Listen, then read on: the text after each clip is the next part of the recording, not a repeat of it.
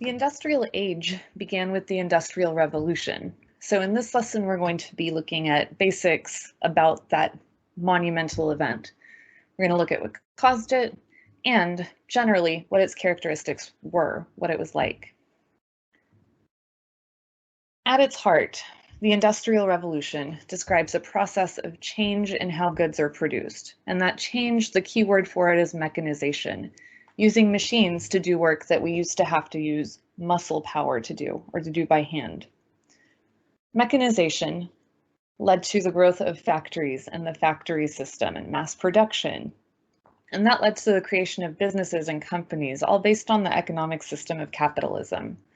So this is the general change that we're talking about when we talk about the Industrial Revolution, which began in Britain, specifically in the textile industry, so cloth making, around the mid-1700s.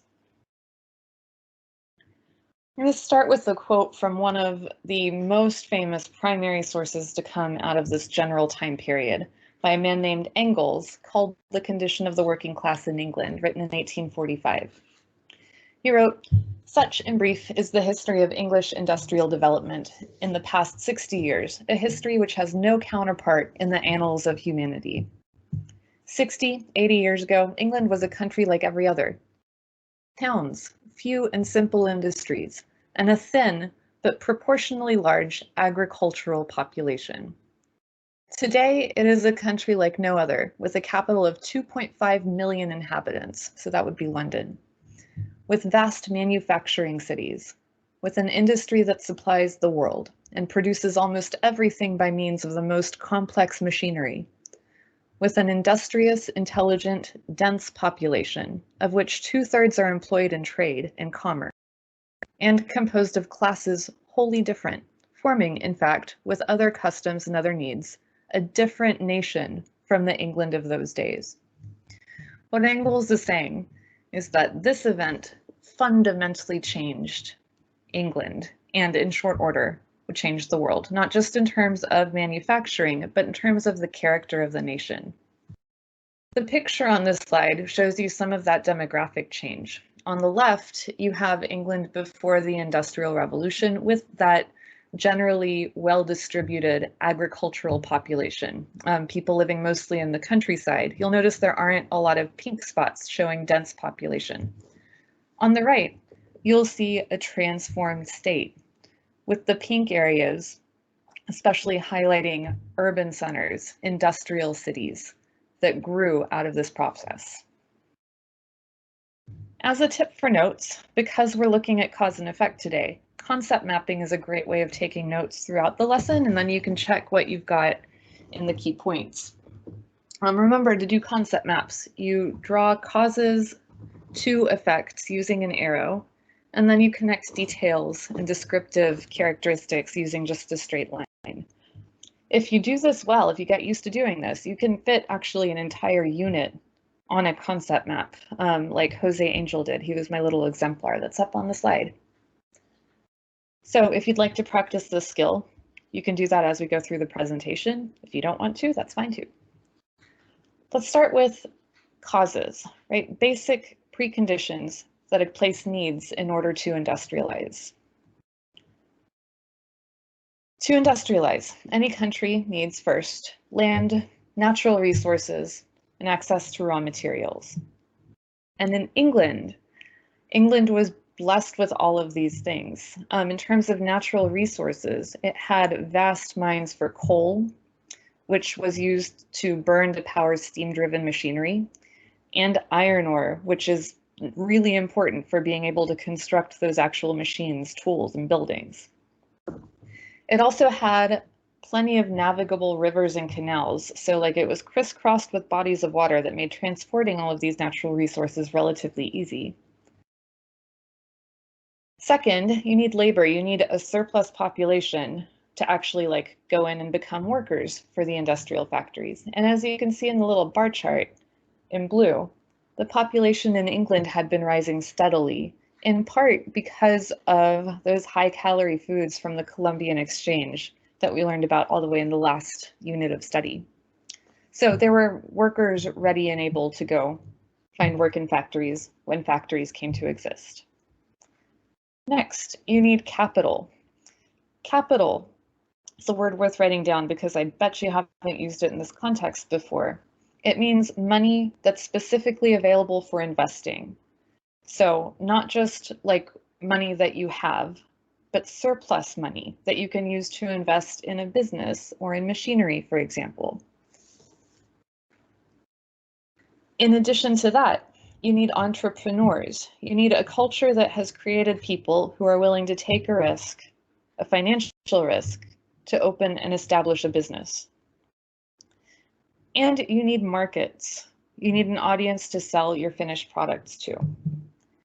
Now, England here again lucked out because it already had a pretty sophisticated commercial economy in place with a banking system and everything. And that itself reflects this last thing that you need in order to industrialize, political stability. Nobody wants to risk and invest vast sums of money in a place with unstable politics. If a revolution is going to happen soon and those revolutionaries are going to steal your stuff and burn down your factories, not a safe investment. But England entered a period of stability during this time when business owners felt perfectly safe taking risks and innovating. People had enough money to invest in new inventions, and so new technologies were invented, like the steam engine, the cotton gins, new methods of making iron to produce industrial machinery, all that sort of stuff. So those are like the general things that a place needs, and that's what got England started. England fueled this industrialization later by using the advantage of a burgeoning industrial economy to take over other places so that you can get raw materials even more cheaply.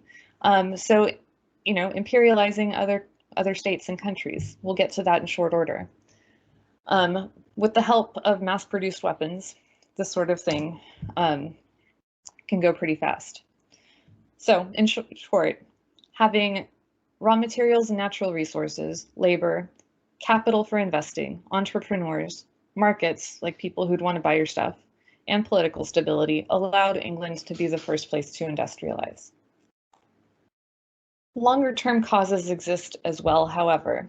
So specifically from the early modern period, we have conditions starting to be put in place for this to happen. For example, the Black Death killed off so many people that social mobility became possible, which encouraged people to try to move up in society, which was the beginning of this creation of the idea of an entrepreneur and the self-made man. So take a risk, start a business, make your life better, etc. Next, colonizing the Americas provided raw materials from the colonies to enrich the mother state. They created social hierarchies based on race.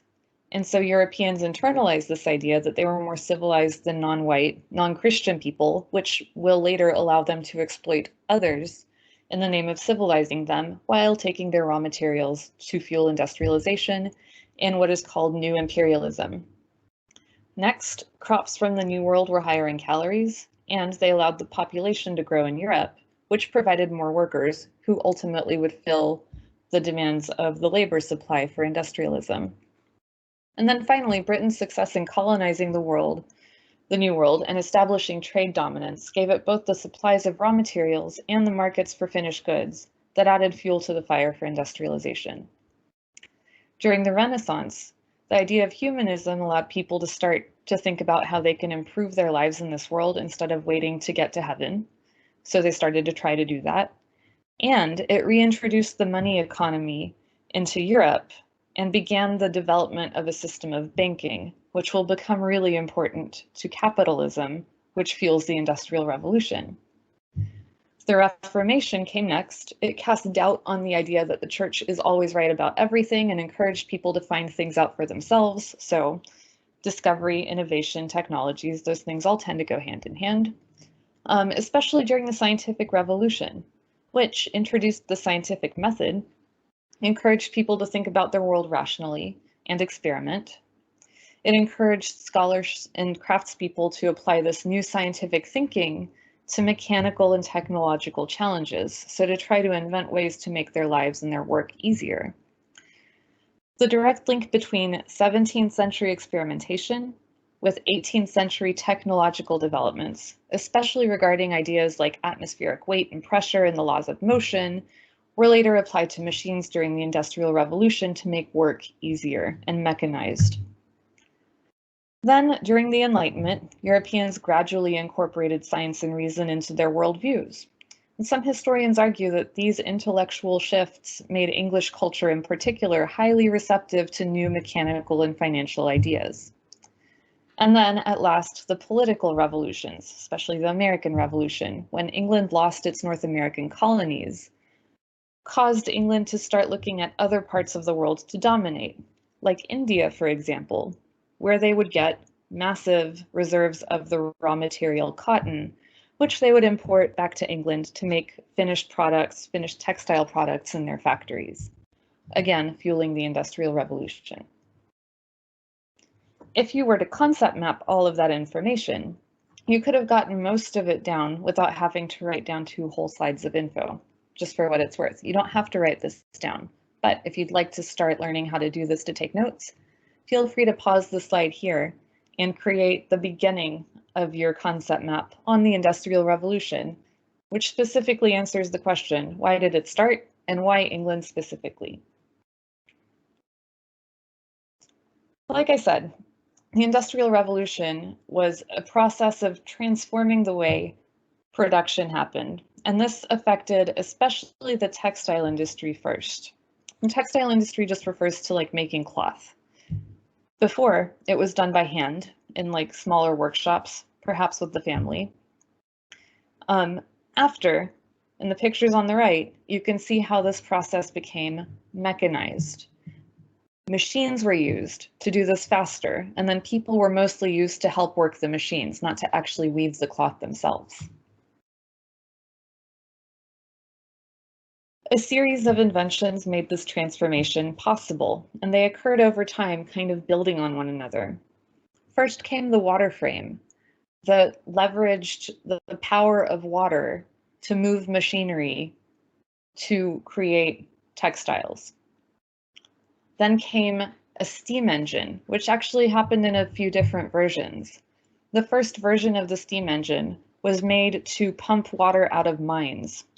Mines are like, places you dig in the earth to get natural resources like coal or iron, which are very important to this whole process. But when they get flooded, you can't go inside them to get all of those really valuable resources, so you need to get the water out. And the first steam engine was crucial in doing that. It mechanized that process. The second, more famous steam engine, the one that was improved upon by a guy named James Watt, greatly increased the efficiency of this. And this is the version that powered the Industrial Revolution. So instead of being powered by the movement of water, a steam engine is actually powered by burning coal, which evaporates water, which you're going to need to ask a physics teacher to explain exactly how it works. But that's the process that creates energy to do the work that otherwise you'd have to do by hand. The steam engine was pretty key because you could operate it anywhere. You didn't have to be next to a river. And so, in short order, it was adapted to not only work in different parts of England, but also mobile. So it was adapted to allow the basics of a railroad and then a steamboat.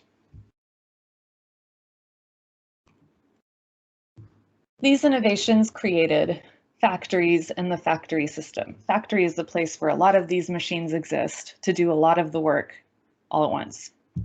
They allow for faster methods of production because the production is mechanized. Machines do the heavy work. People are just there to make sure the machines are operating. Workers concentrated in a set location, kind of as an assembly line. They had a division of labor, so each worker did only a little part of the work on a finished product. They didn't make the finished product from beginning to end like they used to. And you didn't need to train them very long in order for them to know how to do their jobs. So they became part of what's known as unskilled labor, easily replaceable because their work doesn't depend on any real specialized training that you can't just teach someone else to do in a few minutes. Also, the factory system created a new system where production anticipated demand and mass production became possible. Under the domestic system, when people were making stuff by hand, so before this, a woman might select fabric and then have a business person give it to a home-based worker to make it into a dress, and it would take a long time. Under the factory system, a factory owner would buy large lots of popular fabrics and have workers create multiple dresses in common sizes, anticipating that women would buy them. And they would, because they were way cheaper than handmade products would have been. So this all sounds like a boring way that more dresses were created, and yet it was one of the most significant changes in world history. Consider, it took modern humans over 200,000 years to develop farming techniques. 200,000 years to figure out how farming worked. 200,000 years, that's a really long time. It took another 5,000 years to develop complex civilization. And then over the next 4,800 years, technology may have become more advanced, but human societies were basically structured in the same ways they had been since the Neolithic Revolution. Agriculture remained the basis of the economy, and governments were organized roughly in the same way that they had been during the Classical Age. In the last 200 years since the Industrial Revolution, the world has completely transformed. The population increased from under 1 billion to over 7 billion. Governments evolved from absolute empires to democratic rule, some of them anyway. And economic production shifted completely from the farm to the city, handmade goods to factory-made goods, single-made items to mass-produced, less expensive items. Another way to put it, if you took somebody out of ancient Greece or ancient Rome and plopped them in England in the 1700s, they wouldn't be in total shock. They'd be pretty comfortable because daily life wasn't too much different than it had been. Agriculture and technology hadn't changed that much in those 2,000 years. If you took that same ancient Greek or ancient Roman and plopped them in the same place after the Industrial Revolution, they may have a heart attack. Human life would have been totally unrecognizable to them. More has been created in the last 250 plus years than in the previous 2,500 plus years of known human history. I mean, it's really just insane, the amount of change that comes from like this little thing, just a change in the way that work's done so that you can make textiles faster. So we're going to be looking at all of the consequences of this change throughout the rest of the unit. For now, let's take notes on causes and characteristics of the Industrial Revolution. So first, it's important to know that it began in England in the mid-18th century, that's like the 1750s, when technological breakthroughs revolutionized the textile industry, just making cloth, leading to cheaper goods and changing work patterns. Industrialization itself describes the process of using new energy sources to power machines to produce goods. Using machines to do stuff that people used to have to do by hand is called mechanization. The energy sources have changed over time, but the principle is the same. First, they used water to power machines, and then with the invention of the steam engine, they burned coal to produce steam power, and then later with the leveraging of oil and gas, same process, you use that to produce power. The process of mechanization affected more and more industries, eventually leading to the creation of the factory system, in which goods were mass produced. That means making a ton of quantities of one thing. This led to radically increased production, which itself completely altered the economy and the societies of industrialized nations. This is a shift from production in homes to producing things in factories. From most people living in the countryside, not densely populated, to people crowded into cities. The growth of cities is called urbanization. So the difference between using human muscle to make things to instead using new sources of energy to power machines. And it's the change of expensive handmade goods to less expensive, mass-produced, factory-made goods.